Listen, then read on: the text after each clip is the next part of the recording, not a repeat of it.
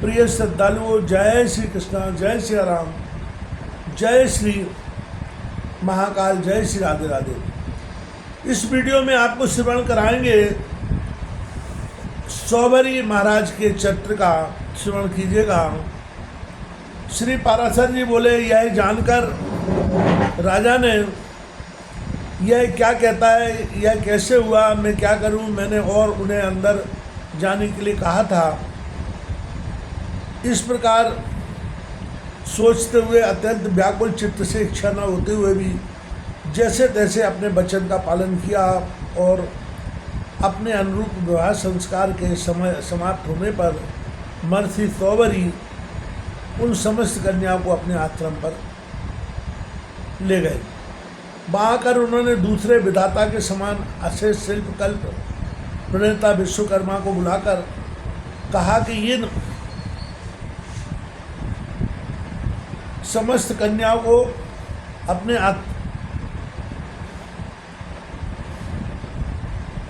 इन समस्त कन्याओं में से प्रत्येक के लिए पृथक पृथक महल बनाओ, जिनमें खिले हुए कमल और कूजते हुए सुंदर हंस तथा कारंडव आदि जल पक्षियों से सुशोभित जलाशय हों, सुंदर उपधान, मसनद, शैया और परिच्छद ओढ़ने के वस्त्रों तथा पर्याप्त खुला हुआ स्थान हो। तब संपूर्ण शिल्प विद्या के विशेष आचार्य विश्वकर्मा ने भी उनकी आज्ञा अनुसार सब कुछ तैयार करके उन्हें दिखलाया। तदनंतर महर्षि सौवरी की आज्ञा से उन महलों में अनिवार्यानंद नाम की महानिधि निवास करने लगी। तब तो उन संपूर्ण महलों में नाना प्रकार के भक्ष्य भोज्य और ले आदि सामग्रियों से वे राजकन्याएं आए हुए अतिथियों और अपने अनुगत भक्तवर्गों को तृप्त करने लगे। एक दिन पुत्रियों के स्नेह से आकर्षित होकर राजा मानधाता यह देखने के लिए कि वे अत्यंत दुखी हैं, सुखी महर्षि सौवर के आश्रम के निकट आए, तो उन्होंने वहाँ अति रमणीय उपवन और जलाशयों से युक्त स्फटिक शिला के महलों की पंक्ति देखी, जो फैलती हुई म्यूख मालाओं से अत्यंत मनोहर मालूम पड़ती थी। तदनंतर वे एक महल में जाकर अपनी कन्या का स्नेहपूर्वक आलिंगन कर आसन पर बैठे और फिर बढ़ते हुए प्रेम के कारण नयनों में जल भरकर बोले, बेटी तुम लोग यहाँ सुखपूर्वक हो ना, तुम्हें किसी प्रकार का कष्ट तो नहीं है। महर्षि सौवरी तुमसे स्नेह करते हैं या नहीं, क्या तुम्हें हमारे घर की भी याद आती है। पिता के ऐसा कहने पर उस राजपुत्री ने कहा, पिताजी यह महल अति रमणीय है, ये उपवनादि भी अतिशय मनोहर हैं। खिले हुए कमलों से युक्त इन जलाशयों में जल पक्षीगण सुंदर बोली बोलते रहते हैं। भक्ष्य भोज्य आदि खाद्य पदार्थ, उपटन और वस्त्राभूषण आदि भोग तथा सुकोमल शय्यासनादि सभी मन के अनुकूल हैं। इस प्रकार हमारा गारहस्थ यद्यपि सर्वसम्मति संपन्न है, तथापि अपनी जन्मभूमि की याद भला किसको नहीं आती। आपकी कृपा से यद्यपि सब कुछ मंगलमय है, तथापि मुझे एक बड़ा दुख है कि हमारे पति ये महर्षि मेरे घर से बाहर कभी नहीं जाते। अत्यंत प्रीति के कारण ये केवल मेरे ही पास रहते हैं, मेरी अन्य बहनों के पास से जाते ही नहीं हैं। इस कारण से मेरी बहनें अति दुखी हो गई, यही मेरे अति दुख का कारण है।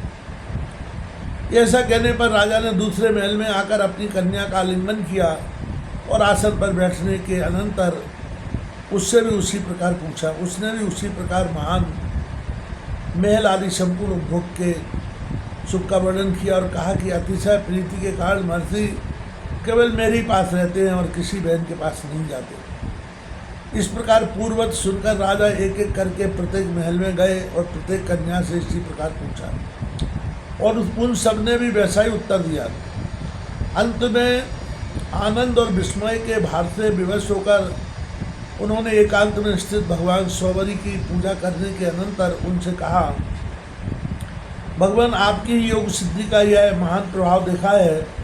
इस प्रकार के महान वैभव के साथ और किसी को भी विलास करते हुए हमने नहीं देखा, सो यह सब आपकी तपस्या का ही फल है। इस प्रकार उनका अभिवादन कर वे कुछ काल तक उन मुनीश्वर के साथ ही अभिमत भोग भोगते रहे और अंत में अपने नगर को चले गए।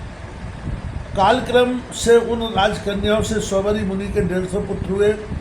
इस प्रकार दिन दिन स्नेह का प्रसार होने से उनका हृदय अतिशय ममतामय हो गया। वे सोचने लगे कि क्या मेरे ये पुत्र मधुर बोली से बोलेंगे, अपने पाँव से चलेंगे, क्या वे युवावस्था को प्राप्त होंगे? इस समय क्या मैं इन्हें सपत्नी देख सकूंगा? फिर क्या इनके पुत्र होंगे और मैं इन्हें अपने पुत्र पौत्रों से युक्त देखूंगा? इस प्रकार कालक्रम से दिनानुदिन बढ़ते हुए इस मनोरथ की उपेक्षा कर वे सोचने लगे, अहो मेरे मोह का कैसा विस्तार है। इन मनोरथों को तो मैं हजारों लाखों वर्षों से भी समाप्त नहीं हो सकती। उनमें से यदि कुछ पूर्ण भी हो जाए तो उनके स्थान पर अन्य नए मनोरथों की उत्पत्ति हो जाती है। मेरे पुत्र पैरों से चलने लगे, फिर वे युवा हुए, उनका विवाह हुआ तथा उनके संतानें हुई। यह सब तो मैं देख चुका, किंतु अब मेरा चित्त उन पौत्रों के पुत्र जन्म को भी देखना चाहता है। यदि उनका जन्म भी मैंने देख लिया तो फिर मेरे चित्त में दूसरा मनोरथ उठेगा, और यदि वह भी पूरा हो गया तो वे अन्य मनोरथ की उत्पत्ति को रोक सकता है। मैंने तब अब भली भांति समझ लिया है कि मृत्यु पर्यंत मनोरथों का अंत तो होना नहीं है, और जिस चित्त में मनोरथों की आसक्ति होती है वह कभी परमार्थ में लग नहीं सकता। अहो मेरी वह समाधि जलवास के साथी मत्स्य के संग से अकस्मात नष्ट हो गई, और उस संग के कारण ही मैंने स्त्री और धन आदि का परिग्रह किया, तथा परिग्रह के कारण प्रायः ही अब मेरी तृष्णा बढ़ गई। एक शरीर का ग्रहण करना ही महान दुख और है, और मैंने तो इन राजकन्याओं का परिग्रह करके उसे 50 गुना कर दिया, तथा अनेक पुत्रों के कारण अब यह बहुत ही बढ़ गई है। अब आगे भी पुत्रों के पुत्र तथा उनके पुत्रों से और पुनः पुनः विवाह संबंध करने से वह और भी बढ़ेगा। यह ममता रूप विवाह संबंध अवश्य बड़े ही दुख का कारण है। जलाशय में रहकर मैंने जो तपस्या की थी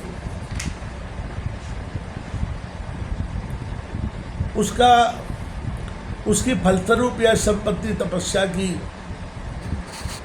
बाधक है। मत्स्य के संग से मेरे चित्त में जो पुत्र आदि का राग उत्पन्न हुआ था उसी ने मुझे ठग लिया।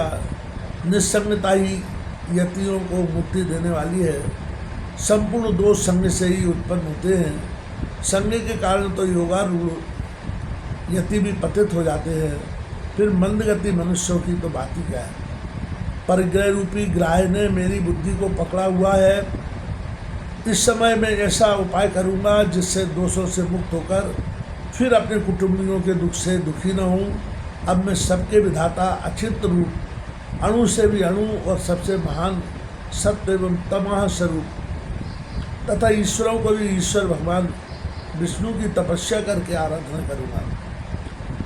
उन संपूर्ण तेजोमय सर्वस्वरूप अव्यक्त विस्पष्ट स्वरूप अनंत श्री विष्णु भगवान में मेरा दोष रहित चित्त सदा निश्चल रहे, जिससे मुझे फिर जन्म न लेना पड़े। जिस सर्वरूप अमल अनंत सर्वेश्वर और आदि मध्य शून्य से पृथक और कुछ भी नहीं है, उस गुरुजनों के भी परम गुरु भगवान विष्णु की भी शरण लेता हूँ। श्री पराशर जी बोले, इस प्रकार मन ही मन सोचकर स्ववर मुनि पुत्र ग्रह आसन परिच्छद आदि संपूर्ण पदार्थों को छोड़कर अपनी समस्त स्त्रियों सहित वन में चले गए। वहाँ वानप्रस्थों के योग्य समस्त क्रियाकलाप का अनुष्ठान करते हुए संपूर्ण पापों का क्षय हो जाने पर तथा मनोवृत्ति के राग द्वेषहीन हो जाने पर आहवनी आदि अग्नियों को अपने में स्थापित कर सन्यासी हो गए। फिर भगवान में आसक्त हो संपूर्ण कर्म कलाप का त्याग कर परमात्मा नारायण पुरुषों के अच्युत पद मोक्ष को प्राप्त किया, जो अजन्मा अनादि अविनाशी विकार और मरणादि धर्मों से रहित इंद्रिया से अतीत तथा अनंत है। इस प्रकार मानधाता की कन्याओं के संबंध में मैंने इस चरित्र का वर्णन किया है। जो कोई इस सौबरी चरित्र का स्मरण करता है अथवा पढ़ता पढ़ाता, सुनता सुनाता, धारण करता कराता, लिखता लिखवाता तथा सीखता सिखाता है अथवा उपदेश करता है, उसके 6 जन्मों तक दुष्संतति, असत धर्म और वाणी अथवा मन की कुमार्ग में प्रवृत्ति तथा किसी भी पदार्थ में ममता नहीं होती।